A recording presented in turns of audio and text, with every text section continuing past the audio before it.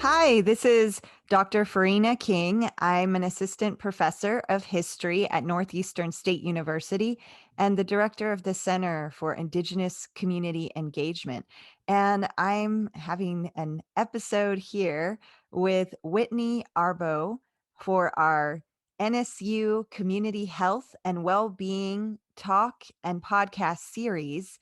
And we're going to have a conversation with Whitney to learn more about what she does at NSU and how she supports NSU community health and well-being. And she can tell us and encourage faculty, staff, and students how to better get involved, how to better support a healthy and positive university community and atmosphere. Whitney, can you tell us a little bit about yourself? Maybe introduce yourself as you would like our listeners and viewers to know about you, what you'd want them to know about you. Sure. So, like she said, I'm Whitney Arbaugh. I am a two-time graduate of NSU. I graduated in 2008 and then again in 2017 or 16, I'm sorry. Currently, I am the coordinator for Title IX and compliance. I'm based out of the Student Affairs Office on the Tahlequah campus.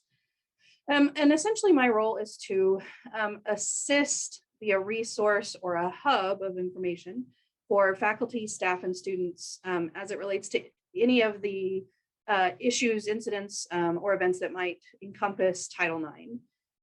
My job is to, like I said, connect folks with resources, whether that be the ability to report confidentially or to report and open up one of our investigative processes, whether that's connecting them with our Hawk Reach Counseling Center, our student advocate, or connecting folks with any of our off-campus resources, such as Help in Crisis.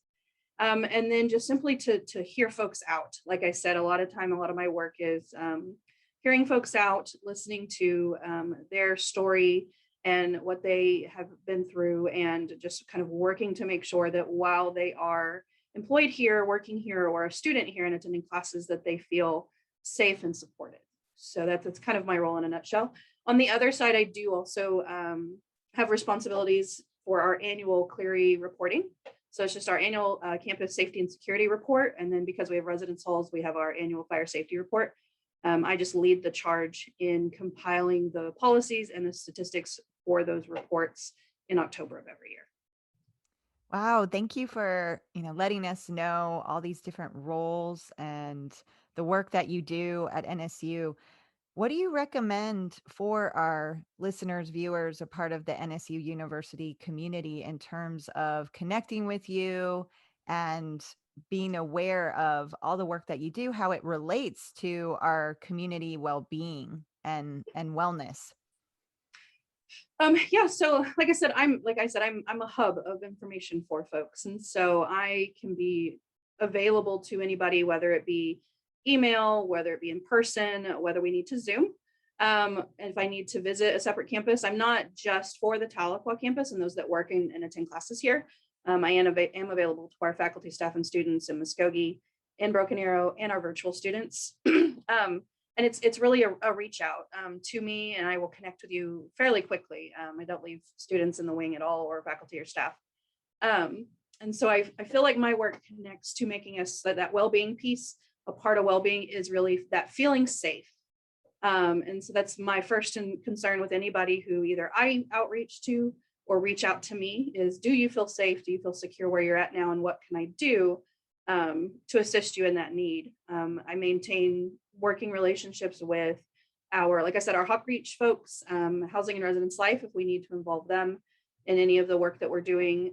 Our behavioral intervention team, it's a variety of folks that sit on that team, either from academics, from the staff side, the faculty side, our campus security folks, university police, and student conduct, to make sure that we can support students and faculty and staff from a well-rounded perspective, almost a 360 perspective. And so I feel like it connects because we do, like I said, we want to be safe. And then just secondly, like I said previously, folks sometimes just really want to be heard and to know what's out there for them, and then not be required to take any steps, and that they get to control their narrative moving forward. And so I feel like that connects to well-being, because those are two kind of big pieces to making people feel well and to feel safe. How do people contact you? And what kind of resources are there or the kind of support that you can offer through your respective and related programs and offices? Yeah.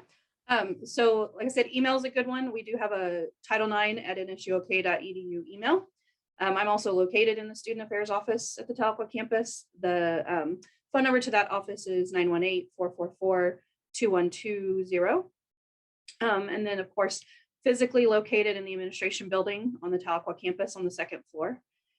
Um, I think the variety of things that we can offer, it's really, it's case by case, but the things that we've used in the past, like I've said, we use our connection with Housing and Residence Life if we need to offer temporary or permanent housing for our faculty, staff, and students that might have be involved in a situation. We can connect with Help in Crisis if you'd like potentially to have accommodations off campus, if you need resources kind of outside the traditional experience for a student. If we have children involved in a situation, Help in Crisis also allows us to connect our students, faculty, and staff with their advocates, and that they have a variety of advocates, everything from just basic needs to court advocates if we are kind of going down the track that involves the legal system. If there's a need for any kind of escort on campus, we utilize our university police officers for that. If we need to make classroom arrangements for folks, I can work with either individual faculty or the provost's office to work to either rearrange a student's schedule without there being any kind of punitive issue there, or if we need to move them to an online status temporarily or permanently. We also offer no contact orders. Also, we have like mutual non-communication agreements, things like that. And then I can connect students with our withdrawal process. It's not something I manage, but it's at least something that I can create a bridge for them if maybe a temporary break from classes is necessary. We can work on that process without them feeling the effects that happens when a student withdraws, either financially or with their academics. And then on the faculty and staff side, it's really a case-by-case basis what's available in those situations. Like I said, we keep up the multiple connections so that we can use those resources as needed. What kind of resources are available online for people to do some kind of research? Or do you have a website? Do you have a media presence Yeah. that we can look up? Yeah. So at the bottom of every NSU website, it doesn't matter what page you're on, there's two options down there that can lead you directly to myself, or at least the folks I work with. So Title IX is listed at the bottom of that page. Our website includes our full policy, all 17 pages there of the policy and the procedures and the steps that we take. And it also lists contact information for myself and our on-campus resources. The other link that's always at the bottom of every page is the report concern link, which there's a variety of things. Once you click on it, you can see all the different ways that you can report and the different types of things that can be reported. And so within that, there are ways to report COVID concerns or COVID absences, behavioral concerns, Title IX and gender discrimination concerns, harassment concerns, and compliments and complaints too. If you're not sure, that's the easiest one to use because it will ultimately all funnel into, we use a software system called Maxient that funnels it into that system, and it knows who to send your report to based on the link that you clicked on. So those are our two big presents. I also participate with the General Office of Student Affairs, or the Division of Student Affairs social media. We have a Facebook and an Instagram, just NSU Student Affairs on both of those. And a lot of that we gear towards just our general notice of, hey, don't forget you have these resources. Here are the folks to contact, and then any kind of programming that we might do. And we program pretty heavy in April and in November, and in January. April is Sexual Assault Awareness Month for us, and so we have a variety of programs that either highlight why these issues are big. Either typically do a showcase for art and artwork related to missing and endangered Indigenous women. In November, we have our Glow Walk and Standing Against Domestic Violence. And then in January, we do a lot of campus safety and security reminders and programming related around stalking. And that includes in-person and virtual stalking as well.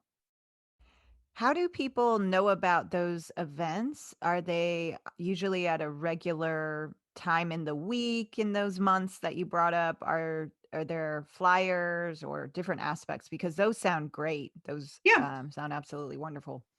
Yeah. So yes, we do the flyers. I think COVID has made us really kind of challenge the way that we advertise any of our programs or events on campus.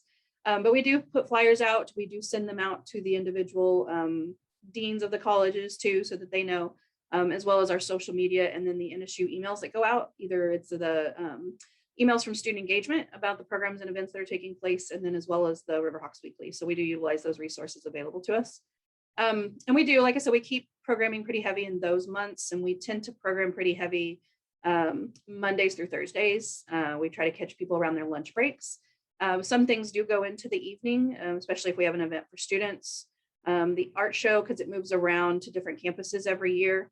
It really just kind of depends on the culture and the timing needed for that campus, because what Tahlequah does would be different than Broken Arrow or even Muskogee. So and we do try to advertise pretty early, especially internally with faculty and staff when those programs are taking place, because we can't do any of our program or events without our campus partners. And so we loop them in very early from the get-go. That's great.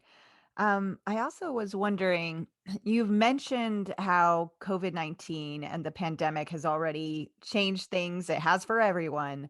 But what kind of recommendations or insights do you have and want to share about the impacts of COVID-19, how it's affected the work that you do relating to community health and well-being?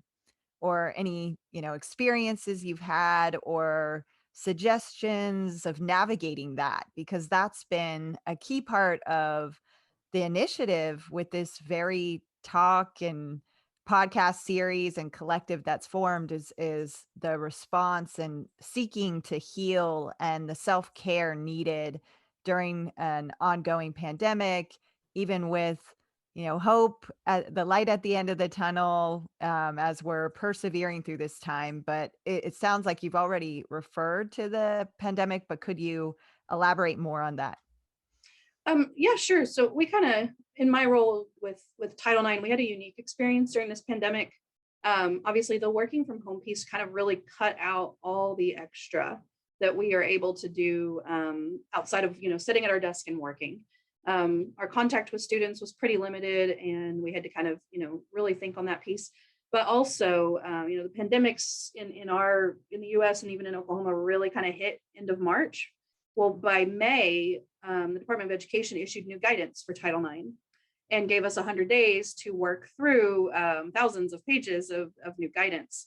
And we had to have it active in time for classes in fall. And so pandemic, new regulations, new ways of working with the folks that are either our on-campus resources or my fellow coworkers kind of changed. And so a lot of that was kind of perseverance through those pieces, and then as well as just constantly checking in with each other and putting self-care ahead. I thought if we practice it, then we can really encourage our students to practice it.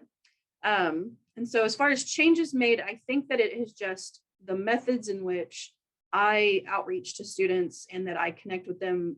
I leave it wide open and up to that individual person's want or need. My personal want is face to face. I feel like I can do a better job for the individuals that I'm working with if it's face to face, but I understand that that's just not an option for every case.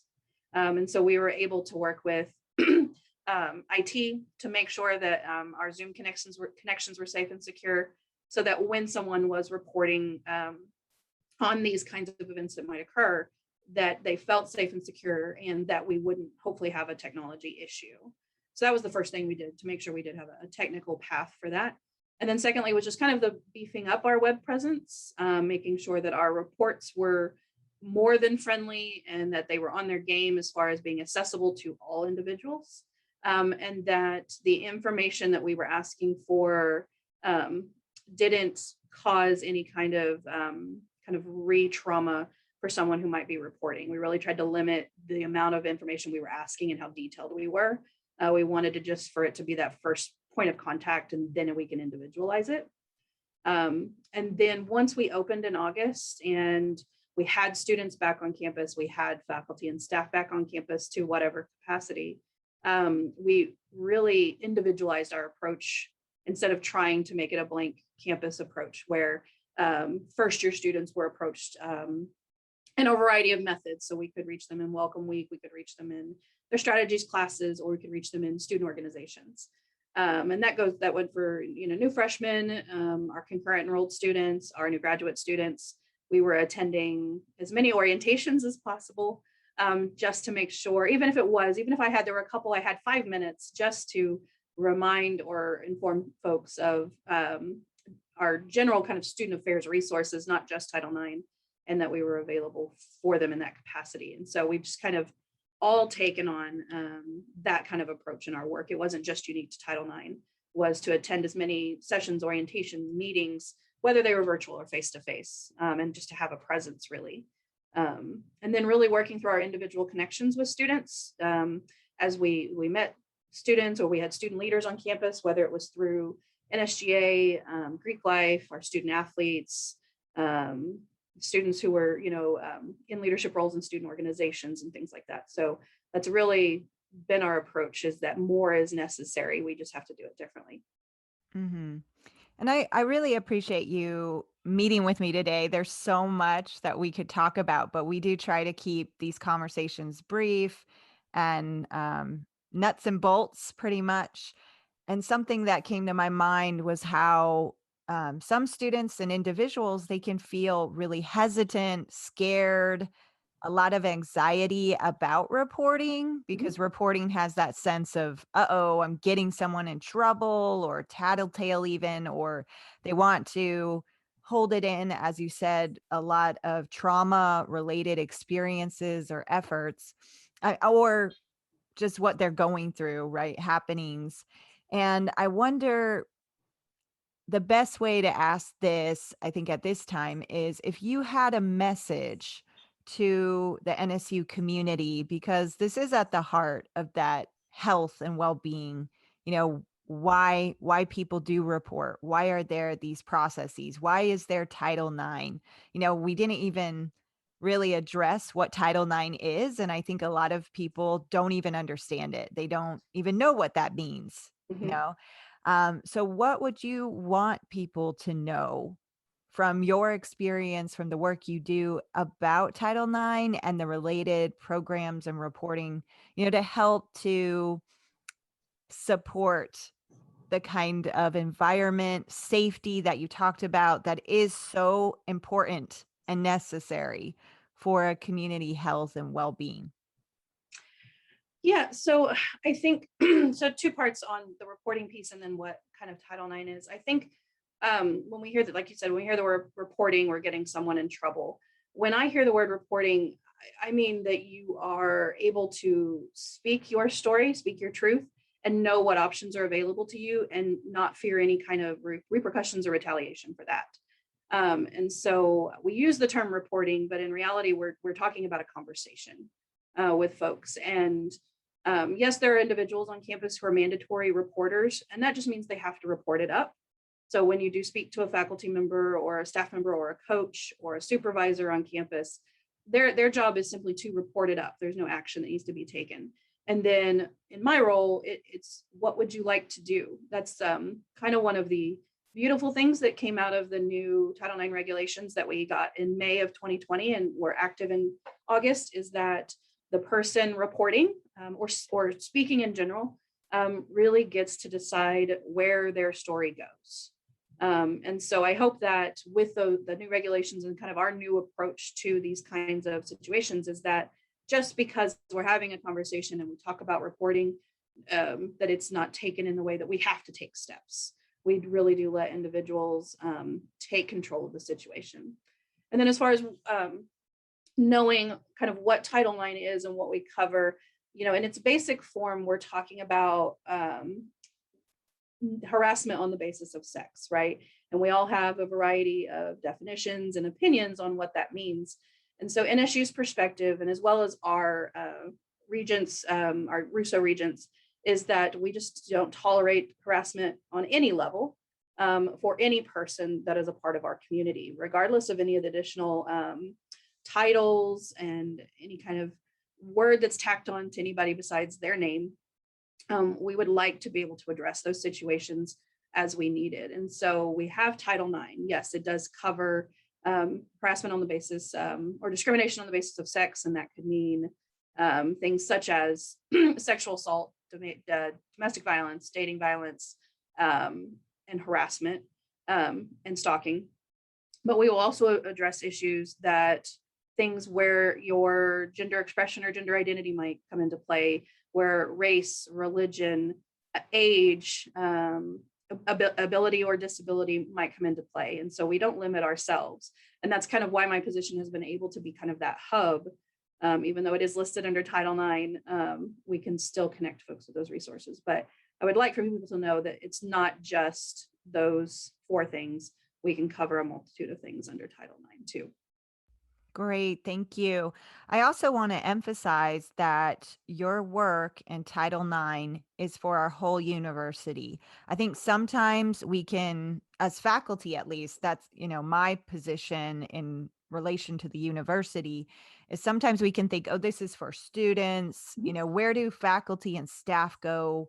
This is a part of it too. And there are sadly, a reality of sometimes situations that any faculty, staff, or student need this support.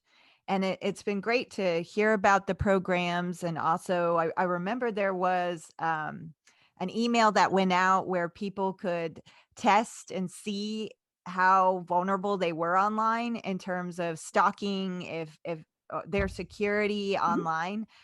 What was that? That was recent, right? Of that kind of launch an initiative. And I did that. That was really helpful and insightful. Yeah.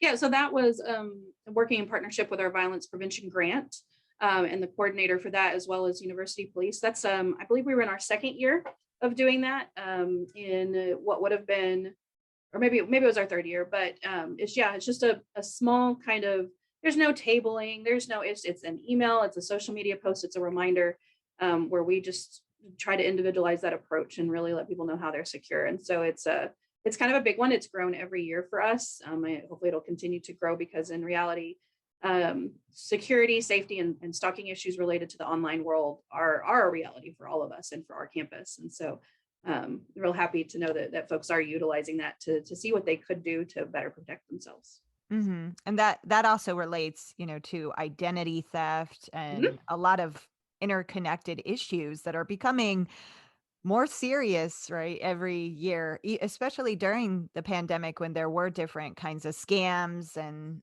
online issues with security in those Yeah, I feel ways. like we hear about a new issue once a month, whether it's related to a big tech company, a bank, a business or something, someone we use every day, Target, Walmart, our Mhm. big banks in the world are, yeah, so it does help with all of that to know how secure you are and your information is. And to take that responsibility Yeah. as well and working together. So thank you. Thank you so much. And then lastly, I did want to ask, you referred to the different yearly reports that you also work with. Mhm. And can you remind us where we can access those? And then I also wanted to remind people about how the training of Title IX is a little different this year, as you brought up. Are there any differences, or what should people know about that who need to be aware of the Yeah. train? So our annual safety and security reports and our fire safety reports. They are available in 2 locations. They are available on the Title IX website. So at the bottom of every NSU page, you click on Title IX and just look for annual security report. And then previous ones are also available on the University Police website. And you can see those there. It's all one document. We just title that big long title. It's required by the federal government to have that long title, but it is based on year and it's based on calendar year, not academic year, which we're used to. And so in uh, what would have been October 2020, they gave us an extension, wasn't due till December, but the October 2020 report encompasses all of 2019. And so this year, the 2021 report will encompass the entire calendar year of 2020. So it is a little behind in that because it does go by the calendar year. You are looking at information that is at minimum 6 months old. That is the requirement. But those two reports are available there. And like I said, it's not just cases and incidents that occur on campus. It does include policies and procedures, all the resources that are available for faculty and staff on campus. So that is the reporting side. And then, yes, we did push out our annual Title IX training and our drug and our alcohol and drug free workplace training in, I think it was early February. And those were sent out to all faculty and staff, regardless if you're full-time, part-time. We've sent it to our graduate assistants. And then here soon, we're going to roll it out for student workers. That has not rolled just yet, but it will here probably after spring break. And it's just an online system. You log in, make sure you are clicking on the 2021 training. And it takes anywhere from 15 to 20 minutes to watch the videos and complete the short quizzes afterwards. And that is due by the end of May of 2021. So May 31st is when that is due for all NSU employees. And if anybody has any questions, concerns, or issues with that training, all you have to do is email title9@nsuok.edu to address that. We had to have a couple of things pop up, and we are addressing those as quickly as possible, usually a turnaround within a few hours to a day. All right, wonderful. Thank you so much.